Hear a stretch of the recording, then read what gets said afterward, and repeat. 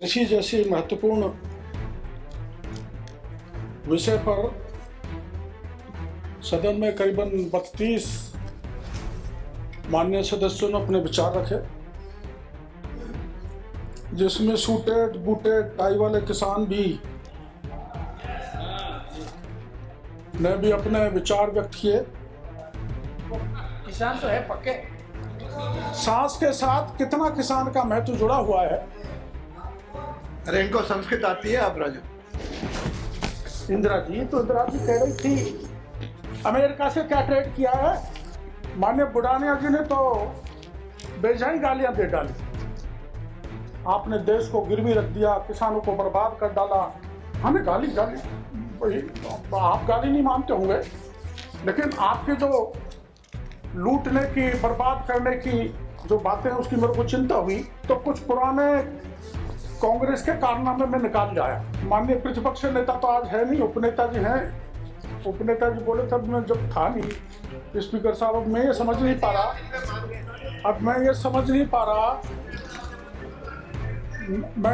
नहीं पा रहा उन्होंने बड़ाई मेरी ऐसी तैसी करने के लिए की है या भलाई करने के लिए की है।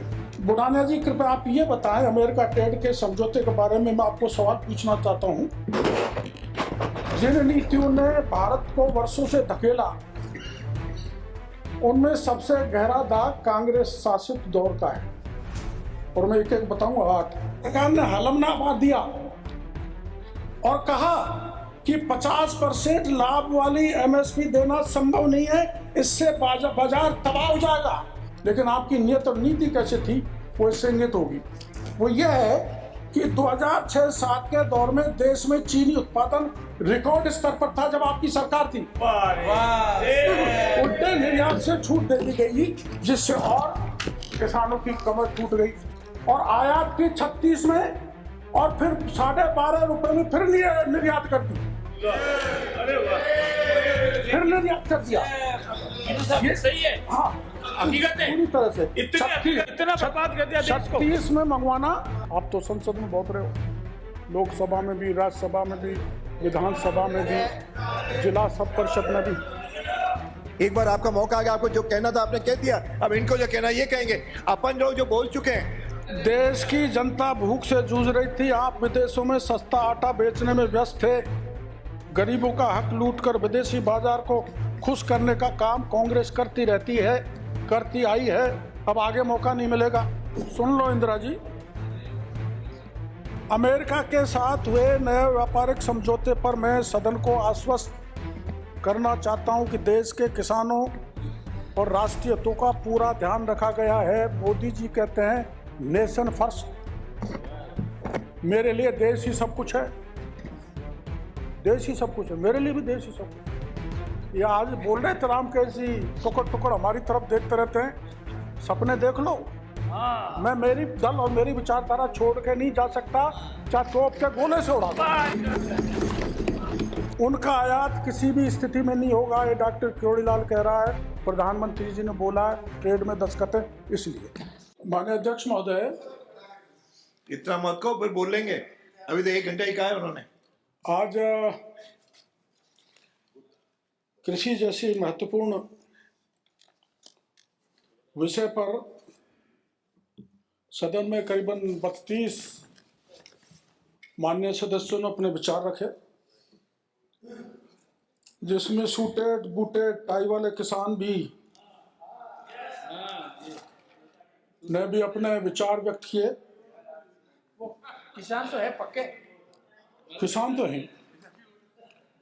और हमारे कृषि में करीबन 226 कटौती प्रस्ताव हमें प्राप्त हुए।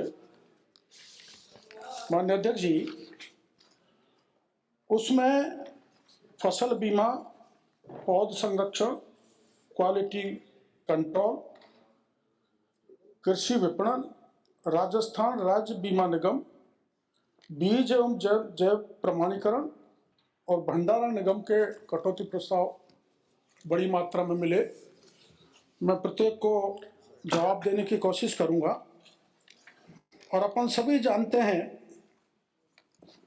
कि किसान अन्नदाता ही नहीं है, बिना अन्न अपन जिंदे नहीं रह सकते, जीवन दाता भी है।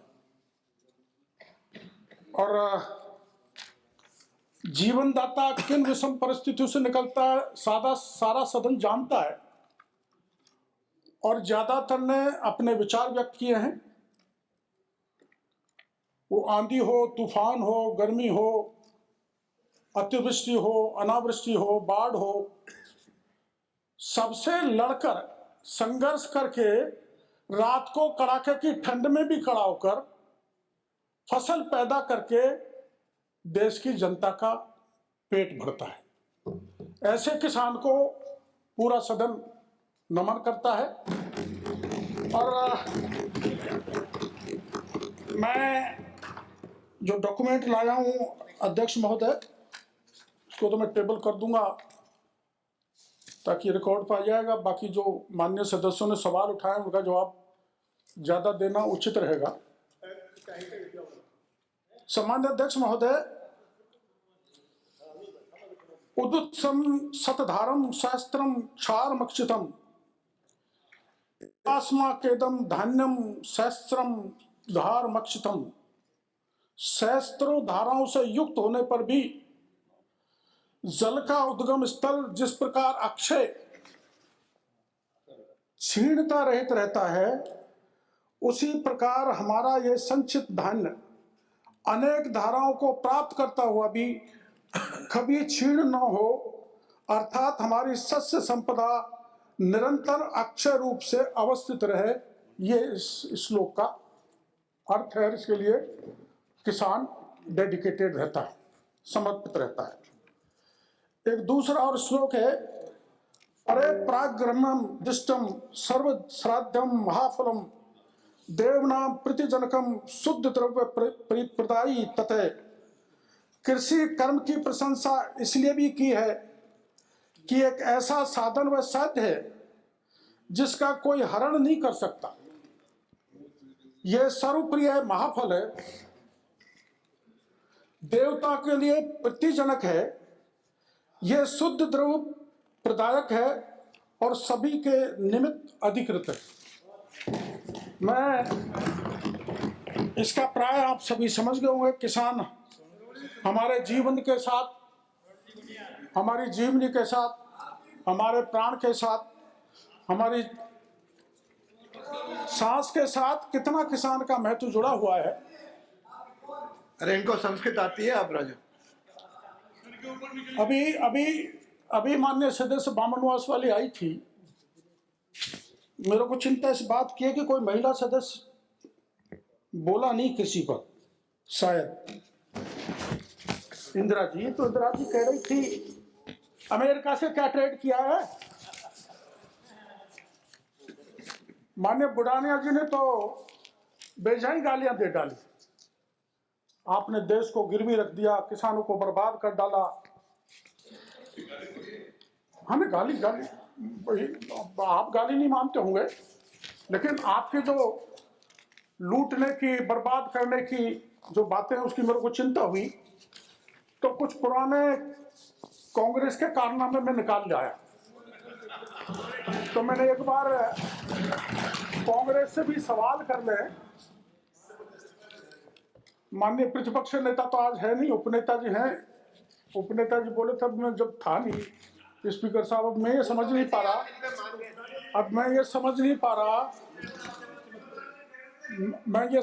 पा रहा, उन्होंने बड़ाई मेरी ऐसी तैसी करने के लिए की है या भलाई करने के लिए की है, वो उनके साथ है। पर बुढ़ानिया जी कृपया आप ये बताएं, अमेरिका ट्रेड के समझौते के बारे में मैं आपको सवाल पूछना चाहता हूं। जिन नीतियों ने भारत को वर्षों से धकेला, उनमें सबसे गहरा दाग कांग्रेस शासित दौर का है। और मैं एक एक बताऊंगा 8। आज जब नरेंद्र मोदी सरकार कृषि सुधारों की निर्णायक यात्रा पर अग्रसर है, तब यह आवश्यक है कि हम पलट करके भी देखें, कंपैरेटिव तुलना करने आपने क्या किया और हमने ये क्या किया है। इस सदन में मैं आपसे एक प्रश्न करना चाहता हूं, क्या सही है कि डॉक्टर एम एस स्वामीनाथन ने एक ऐतिहासिक रिपोर्ट देश के किसानों के भले के लिए प्रस्तुत की थी जो जीवन रेखा थी किसान की। तब कांग्रेस नीति यूपी की सरकार ने उसे क्यों ठुकराया? जरा आप सवाल बोल दो, आप सभी बोल दो, मैं और बोलूं थोड़ा सा, आप बोलना चाहो तो बोलो। अमेरिका ट्रेड डील के बारे में बात कर रहा हाँ वही तो, आप इसको डाइवर्ट करना चाहते वही मैं कर रहा हूँ, हैं। ये ट्रेड डील जो मैं हुई वही है, चाह रहा हूँ। ये राजस्थान के नहीं हिंदुस्तान के किसानों के खिलाफ है, उनके अब वो वही मैं समझाने जा रहा हूँ आपको, थोड़ा तसल्ली रखो, एक एक शब्द समझा दूंगा। सदस्य में तब इन्होंने ठुकराया और स्वामीनाथन आयोग ने साफ कहा था कि किसान की वास्तविक लागत पर 50% लाभ जोड़कर एमएसपी तय होनी चाहिए। ये खेती को घाटे से बाहर निकालने का एकमात्र रास्ता था इंदिरा जी। लेकिन यूपीए सरकार ने हलफनामा दिया और कहा कि 50% लाभ वाली एमएसपी देना संभव नहीं है, इससे बाजार तबाह हो जाएगा। आखिर ये जब सुप्रीम कोर्ट ने भी मामला गया तो उन्होंने, कांग्रेस ने जवाब भेजा कि किसी भी राजनीतिक आर्थिक दबाव में हम ये किसान की मेहनत को असंभव बताकर फायदों में दफना दिया आप लोगों ने। दूसरा एक चीनी का मामला बताऊंगा, है पुराना, लेकिन आपकी नियत और नीति कैसे थी वो इससे नियत होगी। वो ये है कि 2006-07 के दौर में देश में चीनी उत्पादन रिकॉर्ड स्तर पर था जब आपकी सरकार थी। बाजार में चीनी इतनी अधिक मात्रा में उपलब्ध थी कि सही समय पर सही नीति बनाई जाती तो किसान हित, उपभोक्ता हित और राष्ट्रीय आर्थिक तीनों का संतुलित किया जा सकता था। आपने क्या किया? सरकार के पास यह अवसर था कि वो बफर स्टॉक बनाकर भविष्य के लिए कीमतें स्थिर कर दे, चीनी की स्थिर कर सकती थी। लेकिन तब की कांग्रेस सरकार ने न तो भंडारण किया, न किसानों को गिरती कीमतों से बचाने की कोशिश की नीति बनाई, उल्टे निर्यात को छूट दे दी गई। उल्टे निर्यात से छूट दे दी गई जिससे और किसानों की कमर टूट गई। विडंबना ये रही कि बाद में उसी सरकार ने, कांग्रेस की उसी सरकार ने 36 रुपये किलो की चीनी आयात किया। बफर स्टॉक होने के बाद भी ये रिकॉर्ड पे संसद के पे 36 रुपए प्रति किलो की दर से चीनी का आयात किया और आयात की 36 में और फिर 12.5 रुपए में फिर निर्यात कर दी। फिर निर्यात कर दिया। ये सही है, हाँ हकीकत है, पूरी तरह से इतना बर्बाद कर दिया देश को। 36 में मंगवाना और 12 में खूब बफर स्टॉक देश में, फिर भी 36 रुपए किलो में मंगाना, 12.5 किलो रुपए में वापस भेज देने का ये कुकृत्य आप लोगों ने किया। ये निर्णय आर्थिक तर्क, व्यापारिक संतुलन, राष्ट्रीय हित तीनों को विपरीत था। इससे स्पष्ट हो जाता है कि 2006-07 के कांग्रेस शासन काल में जो निर्णय लिए थे वो कमजोर थे, वो दिशाहीन थे तथा किसान विरोधी थे, देश को बर्बाद करने वाले थे। आखिर किस अपराध बोध में कांग्रेस ने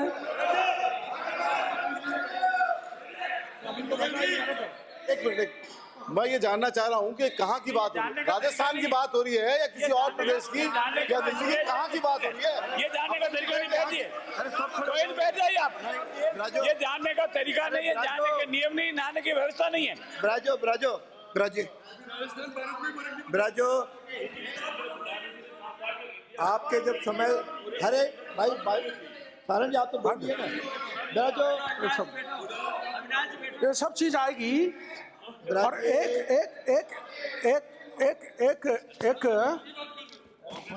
एक 1993 के 94 में भारत को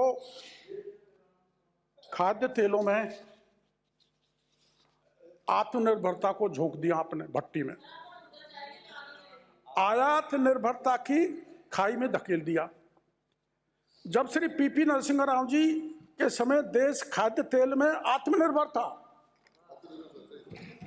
तब किस बुद्धि से आपकी सरकार ने खाद्य तेलों को OGL ओपन जनरल लाइसेंस में डाल दिया?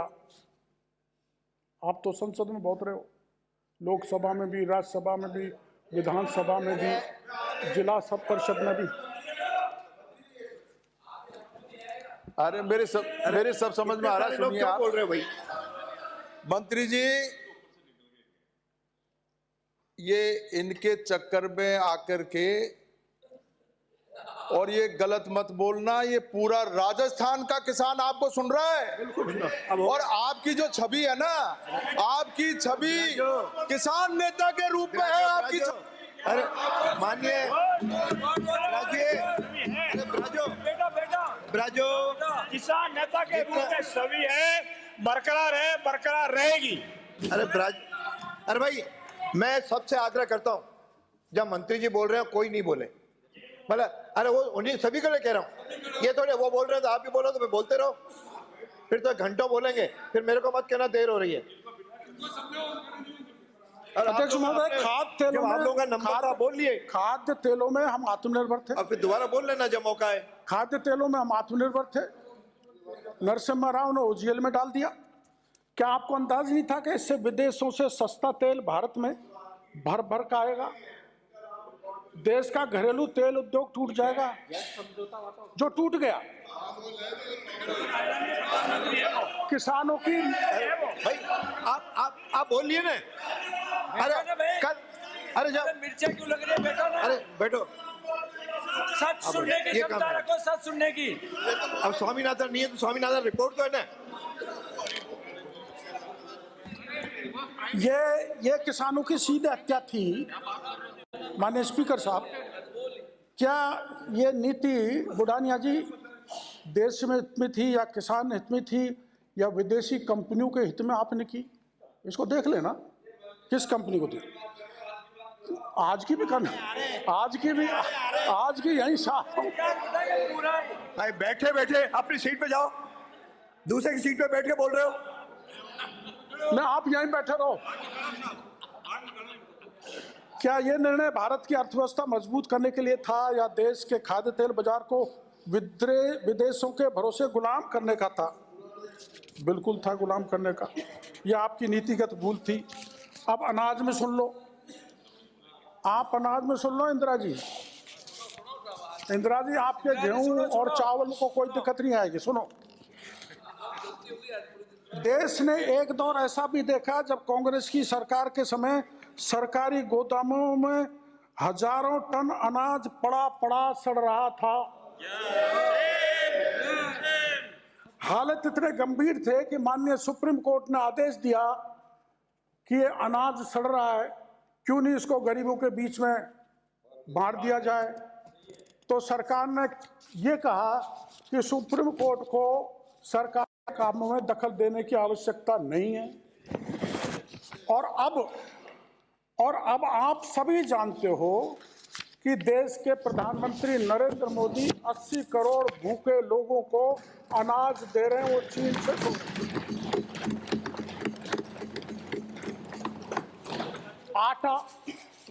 आटा में भी गड़बड़ किया आप लोगों ने। 2009-10 में जब देश का गरीब मजदूर 20 रुपए किलो आटा खरीदकर अपना पेट भरता था, आपकी कांग्रेस ने प्रतिबंध के बावजूद 12.5 रुपए किलो पर आटा विदेश में भेजा। गरीब 20 रुपए किलो लेके पेट भर रहा है, आप विदेश में 12.5 रुपए किलो भेज रहे। बताइए किससे क्या सौदा था ये? क्यों किया आपने? 20 रुपए किलो में मेरे देश में ले रहा हूं। वो बता रहे हैं ना, आप क्या करेंगे? पूरी इतिहास बताएंगे। आपका इतिहास क्या है, हमने क्या क्या भी बताएंगे। अरे ये बहस थोड़ी हो रही है, बहस नहीं हो रही है। सुनो पहले, पुराने क्रम सुनो।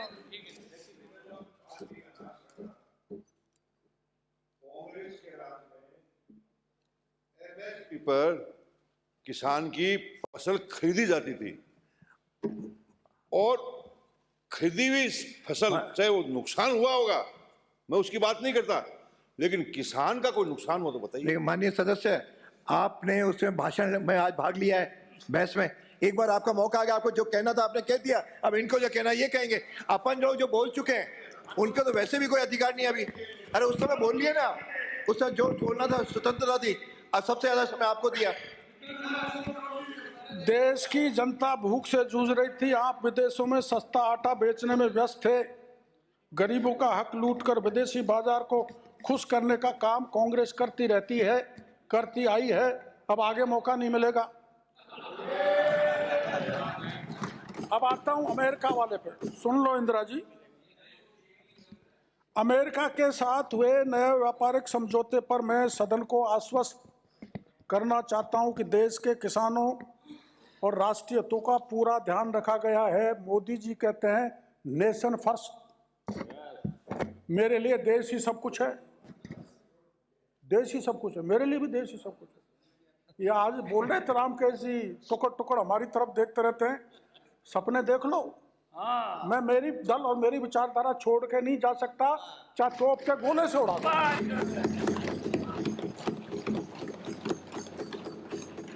जिन कृषि उत्पादों में, अब सुन लो अमेरिका का ट्रेड समझौता, जिन कृषि उत्पादों में भारत पूर्णतः आत्मनिर्भर है, किस किस में?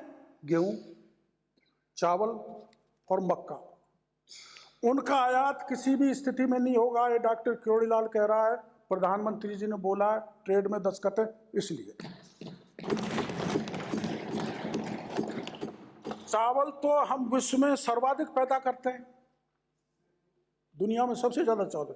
हमारे किसानों को बिल्कुल भी मैं सदन से बोल रहा हूं राज्य के किसानों को कि किसानों को कतई चिंता करने की जरूरत नहीं है, कांग्रेस के लोगों के बहकावे में आने की जरूरत नहीं है। आपके गेहूं के भाव किसी भी स्थिति में नहीं गिरेंगे। इस प्रकार का कोई समझौता अमेरिका से नहीं हुआ। आपका जब मौका है तो आप बोल लेना। मैं बोल रहा हूँ ना, जब मौका है तो आप बोल लेना। दालों के उत्पादन में आत्मनिर्भर नहीं है। तर्क वितर्क का समय थोड़ी जवाब का सुनने का है। स्पीकर साहब, इस समय नहीं सुनो तो कल सुन लेना। इस समय मंत्री जवाब देंगे, सुनना तो पड़ेगा भाई। स्पीकर साहब, इस समय पहले हम दालों के उत्पादन में आत्मनिर्भर थे, जिनका कबाड़ा इन्होंने कर दिया। अब हम आत्मनिर्भर नहीं है, हमारी घरेलू आवश्यकता है। दाल तो खानी है, दाल तो मैं भी खाऊंगा, तो बुढ़ाना जी भी खाएंगे, शरीर ठीक रहेगा। अब जब ये दाल अपन खाएंगे और है नहीं तो ये चिल्लाएंगे, तो उनको तो दाल तो ला के देनी पड़ेगी ना। अब वो अमेरिका से लाए, ईरान से लाए, यूक्रेन से लाए, ये कहाँ पंचायत करने वाले हो गए। ये तो चाहते हैं ईरान और तुर्की से लाओ, जो सिंदूर ऑपरेशन में हमारे खिलाफ थे उनसे लाए। हम तो अमेरिका से लाएंगे जो हमारे साथ थे। ये दाल का मामला।